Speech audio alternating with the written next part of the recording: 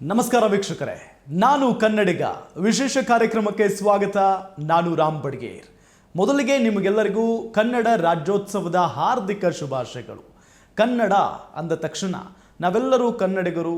ಯಾಕೋ ಇತ್ತೀಚಿನ ದಿನಗಳಲ್ಲಿ ನಮ್ಮ ಕನ್ನಡಿಗರ ಬಾಯಲ್ಲೇ ಕನ್ನಡವನ್ನು ಕೇಳ್ತಾ ಇಲ್ಲ. ನಾವು ಬಹಳಷ್ಟು ಜನ ಇಂಗ್ಲೀಷ್ ಕಡೆಗೆ ಮಾರು ಹೋಗ್ತಾ ಇದ್ದಾರೆ ಅನ್ನೋ ನಿಟ್ಟಿನಲ್ಲಿ ಮಾತುಗಳು ಕೇಳಿ ಬರ್ತಾ ಇದ್ದಾವೆ. ಆದರೆ ಇವತ್ತು ಗ್ಯಾರಂಟಿ ನ್ಯೂಸ್, ಬೇರೆ ಬೇರೆ ರಾಜ್ಯಗಳಿಂದ ಕರ್ನಾಟಕಕ್ಕೆ ಬಂದು ಇಲ್ಲೇ ನೆಲೆಸಿ ಕನ್ನಡವನ್ನು ಕಲಿತು ಅಪಾರವಾಗಿ ಸಾಧನೆ ಮಾಡಿರುವಂಥವರನ್ನು ಗುರುತಿಸುವಂಥ ಕೆಲಸವನ್ನು ಮಾಡ್ತಾ ಇದೆ.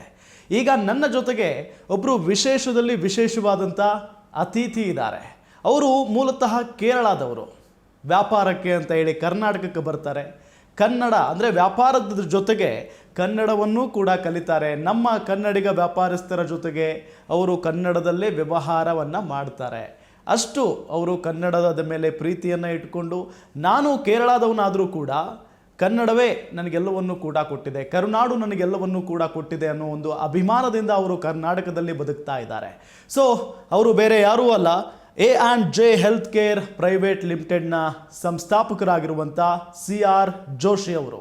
ಮೊದಲಿಗೆ ಅವರನ್ನ ಕಾರ್ಯಕ್ರಮಕ್ಕೆ ನಾನು ವೆಲ್ಕಮ್ ಮಾಡ್ಕೊಳ್ತೀನಿ. ಸರ್ ನಮಸ್ಕಾರ. ಕಾರ್ಯಕ್ರಮಕ್ಕೆ ಸ್ವಾಗತ ನಿಮಗೆ. ಸರ್ ನಿಮಗೆ ಮೊದಲಿಗೆ ಕನ್ನಡ ರಾಜ್ಯೋತ್ಸವದ ಹಾರ್ದಿಕ ಶುಭಾಶಯಗಳು. Thank you so much sir. Yes, ಖುಷಿಯಾಗುತ್ತೆ ಸರ್ ನಿಮ್ಮನ್ನು ನೋಡ್ತಾ ಇದ್ದರೆ. ಕೇರಳ ಮತ್ತು ಕರ್ನಾಟಕ, ಹೌದು, ಅಕ್ಕಪಕ್ಕದ ರಾಜ್ಯಗಳು. ಸೊ ಅಲ್ಲಿನ ಭಾಷೆನೇ ಬೇರೆ, ಕರ್ನಾಟಕದ ಭಾಷೆನೇ ಬೇರೆ. ಇಲ್ಲಿಗೆ ಬಂದಿದ್ದು ಆಯಿತು, ವ್ಯಾಪಾರವನ್ನು ಶುರು ಮಾಡಿದ್ದೀರಿ. ಸರ್, ಕನ್ನಡದ ಕಲಿಕೆಯ ಬಗ್ಗೆ ಹೇಳೋದಾದರೆ ಸರ್, ನಾವು ನಮಗೆ ನಾವು ಬರುವಾಗ ನಮಗೆ ಅಷ್ಟೇ ಗೊತ್ತಿಲ್ಲ, ಕನ್ನಡ ಗೊತ್ತಿಲ್ಲ, ಕನ್ನಡ ಓದಲಿಕ್ಕೆ ಬರೋಲ್ಲ, ಆದರೆ ಬರೆಯೋದಕ್ಕೆ ಬರೋಲ್ಲ. ನಿಧಾನ ಒಬ್ಬರತ್ರ ಬೇರೆಯವ್ರ ಹತ್ರ ಮಾತಾಡಿ ಹಾಗೆ ಕನ್ನಡ ಕಲಿಸಿದ್ದು. ಸೊ ನೀವು ಕೇರಳದಲ್ಲಿ ವ್ಯಾಪಾರ ಮಾಡ್ಬೋದಾಗಿತ್ತು, ಕರ್ನಾಟಕಕ್ಕೆ ಯಾಕೆ ಬಂದ್ರಿ? ಅಲ್ಲ, ಕೇರಳ ವ್ಯಾಪಾರ ಮಾಡ್ಲಿಕ್ಕಾಗಲ್ಲ, ಯಾಕಂದರೆ ಅಲ್ಲಿ ಸ್ಟ್ರೈಕು ಅದು ಇದೆಲ್ಲ ಬರುತ್ತೆ. ಇಲ್ಲಿ ಹಾಗೆ ಏನು ಪ್ರಾಬ್ಲಮ್ ಇಲ್ಲ. ಆಮೇಲೆ ತುಂಬ ಸಪೋರ್ಟ್ ಸಿಕ್ಕಿದೆ. ಒಂದೊಂದು ಏರಿಯಾ ಹೋಗಿದ್ರೆ, ಇಲ್ಲಿ ಮಂಗಳೂರು ಕಡೆ ಹೋಗಿದ್ರೆ ಅವರದ್ದು ಬಹಳ ಸಪೋರ್ಟು, ಹುಬ್ಬಳ್ಳಿ ಕಡೆ ಹೋಗಿದ್ರೆ ಅಲ್ಲಿಂದ ಸಪೋರ್ಟ್ ಇದೆ, ಬಿಜಾಪುರ ಹೋಗಿದ್ರೆ ಅಲ್ಲಿ ಗುಲ್ಬರ್ಗ, ರಾಯಚೂರು ಎಲ್ಲ ಕಡೆಯಿಂದ ಒಳ್ಳೆಯವರು ಜನ, ಸೌತ್ ಕನ್ನಡ ಒಳ್ಳೆ ಜನ ಅಂತ ಹೇಳಿದ್ರೆ ಅದು ಕನ್ನಡಿಗರೇ. So nice. ಓಕೆ, ನೀವು ಕರ್ನಾಟಕಕ್ಕೆ ಯಾವಾಗ ಬಂದಿದ್ದು ಸರ್? ಯಾವ ಇಯರ್? ನಾವು ಬಂದಿರೋದು 1993 ಬಂದಿರೋದು. 1993. ಸೊ 30 ವರ್ಷದ ಮೇಲಾಯಿತು. ಹೌದು, ನಮ್ಮದು ಸ್ಟಡಿ ಆದಮೇಲೆ ನಾವು ಇಲ್ಲಿಗೆ ಒಂದು ಸ್ವಲ್ಪ ನಮ್ಮದೊಂದು ಪ್ರಾಡಕ್ಟ್ ಇತ್ತು, ಅಮೃತ ಬಿಂದು ಒಂದೊಂದು ಪ್ರಾಡಕ್ಟು.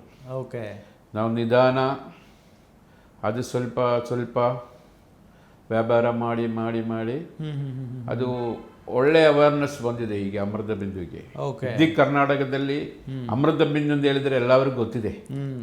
ಅದು ಹೊಟ್ಟೆ ನೋವಿಂದೊಂದು ಪ್ರಾಡಕ್ಟ್. ಅದು ಹೊಟ್ಟೆ ನೋವು, ಗ್ಯಾಸ್ ಟ್ರಬಲ್, ಎದೆ ಉರಿ, ಹುಳಿದೇಗು, ಅಜೀರ್ಣ, ಹೊಟ್ಟೆ ಹುಣ್ಣು ಎಲ್ಲದಕ್ಕಾಗುತ್ತೆ ಅದು. ಅಮೃತ ಬಿಂದು ನಮ್ದು ಬ್ರಾಂಡ್ ಅಂಬಾಸಡರ್ ಆನಂದ ಗುರುಜಿನೇ ನಮ್ಮ ಬ್ರಾಂಡ್ ಅಂಬಾಸಡರ್ ಆಗಿರೋದು. ಅದು ಆನಂದ ಗುರುಜಿ ಬ್ರಾಂಡ್ ಅಂಬಾಸಡರ್ ಆದಮೇಲೆ ಅದು ಒಳ್ಳೆ ಪ್ರಚಾರ ಆಗಿದೆ. ಅದಕ್ಕೆ ಒಳ್ಳೆ ಅನ್ನಿಸಿದೆ. ಈಗ ನೋಡಿ ಎಲ್ಲ ಕಡೆ ಸಿಕ್ಕುತ್ತದೆ. ಯಾವ್ದು ಹಳ್ಳಿ ಹೋಗಿದ್ರೇನೋ ಅಮೃತ ಬಿಂದು ಔಷಧಿ ಸಿಕ್ಕುತ್ತದೆ. ಅದೇ ANJ ಹೆಲ್ತ್ ಕೇರ್ ಅಂತ ಹೇಳಿದ್ರೆ ಅಮೃತ ಬಿಂದು ಅಂತೇಳಿ ANJ ಕೇರ್. ಸೊ ಅಮೃತ ಬಿಂದು, ಹೌದು, ನೀವು ಹೇಳಿದಾಗೆ ಮನೆ ಮಾತಾಗಿದೆ, ಎಲ್ಲ ಕಡೆಯೂ ಕೂಡ ಸಿಗ್ತಾ ಇದೆ.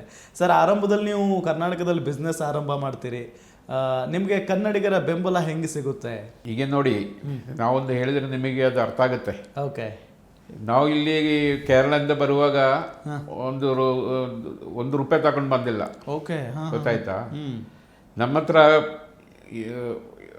ಏನಿದೆ ಅಂತ ಹೇಳಿದ್ರೆ 3 ಇದಿತ್ತು. ಏನಂತ ಗೊತ್ತಾ? ಒಂದು ಹಾರ್ಡ್ ವರ್ಕ್, ಒಂದು ಡೆಡಿಕೇಶನ್, ಒಂದು ಪಾಸಿಟಿವ್ ಮೈಂಡ್ ಸೆಟ್. ಇಷ್ಟೇ ಬೇರೆಲ್ಲ ಕನ್ನಡಿಗರು ನಮಗೆ ಸಪೋರ್ಟ್ ಮಾಡಿರೋದು. So great. ಪೂರ್ತಿ ಅಷ್ಟೇ ಕನ್ನಡಿಗರು. ನಾವು ಹೇಳಿದಲ್ಲ, ಈಗ ಇಂಡಿಯಾದಲ್ಲಿ ಕನ್ನಡಿಗರೇ ಸಪೋರ್ಟ್ ಮಾಡೋದು, ಹೆಲ್ಪ್ ಮಾಡೋದು ಅಂತ ಹೇಳಿದ್ರೆ ಎಲ್ಲ ನಮ್ಗೆ ಗೊತ್ತಿದೆ. ಅದು ಅವ್ರದ್ದು ಹೆಲ್ಪ್ ಇಲ್ಲಾದರೆ, ಕನ್ನಡಿಗರು ಹೆಲ್ಪ್ ಇಲ್ಲಾದರೆ ನಾವು ಇಷ್ಟು ನಮಗೆ ಏನೋ ಮಾಡೋಕ್ಕಾಗ್ತಿಲ್ಲ. ಎಸ್. ಸೊ ಆರಂಭದಲ್ಲಿ ಸಹಜವಾಗಿ ಅಂದರೆ ಒಂದು ರಾಜ್ಯದಲ್ಲಿ ಹುಟ್ಟಿ ಮತ್ತೊಂದು ರಾಜ್ಯಕ್ಕೆ ಬಂದು ವ್ಯಾಪಾರ ಬೆಳೆಸೋದು ಅಷ್ಟು ಸುಲಭ ಅಲ್ಲ. ಸೊ ಆ ನಿಟ್ಟಿನಲ್ಲಿ ಕನ್ನಡಿಗರ ಸಪೋರ್ಟ್ ಕೂಡ ತುಂಬ ಚೆನ್ನಾಗಿತ್ತು ನಿಮಗೆ. ಹೌದು. ಸೊ ಏನೂ ತೊಂದರೆ ಆಗಲಿಲ್ವಾ ಸರ್ ಆರಂಭದಲ್ಲಿ? ಯಾವ್ದು ಏನು ತೊಂದರೆ ಆಗಿಲ್ಲ. ಅದೇ ನಮಗೆ ಯಾರು ₹1 ವಾಪಸ್ ಕೊಡೋದು ಇಲ್ಲ, ಏನಿಲ್ಲ. ನಾವು ಏನು ಕೊಟ್ಟಿದ್ರೆ ದುಡ್ಡು ಕೊಡ್ತಾರೆ, ಸ್ವಲ್ಪ ಡಿಲೇ ಇದ್ರೆ ಕನ್ನಡಿಗರಿಗೆ ಕೊಡ್ತಾರೆ. ಬೇರೆ ಊರು ನಮ್ಗೆ ಗೊತ್ತಿಲ್ಲ, ಆದ್ರೆ ಇಷ್ಟೇ ಸುಲಭ ಅಲ್ಲ. ಸೊ ಅಷ್ಟು ಕನ್ನಡಿಗರ ಪ್ರೀತಿ ನಿಮಗೆ ಇದೆ. ಸೊ ನಿಮಗೆ ಆರಂಭದಲ್ಲಿ ಕನ್ನಡ ಕಲಿಯೋದಕ್ಕೆ ಸಮಸ್ಯೆ ಆಗ್ಲಿಲ್ವಾ ಸರ್? ಇಲ್ಲ, ಅಷ್ಟೇನ ಯಾಕಂದ್ರೆ ನಾವು ಫಸ್ಟ್ ಬಂದಿರೋದು ಮಂಗಳೂರಿಗೆ. ಮಂಗಳೂರು ಬರುವಾಗ ಈಗ ನೋಡಿ, ಈಗ ನಮಗೆ ಈಗ ಗೊತ್ತಿದೆ ಹೇಗೆ ಗೊತ್ತಾ, ಈಗ ನೋಡಿ ಮಲಯಾಳದಲ್ಲಿ ಪಾಲು, ಕನ್ನಡದಲ್ಲಿ ಹಾಲು. ಕರೆಕ್ಟ್. ಅಷ್ಟೇ ಸ್ವಲ್ಪ ಸ್ವಲ್ಪ ವ್ಯತ್ಯಾಸ ಇದೆ ಅಷ್ಟೇ. ಆದ್ರೆ ನಿಧಾನ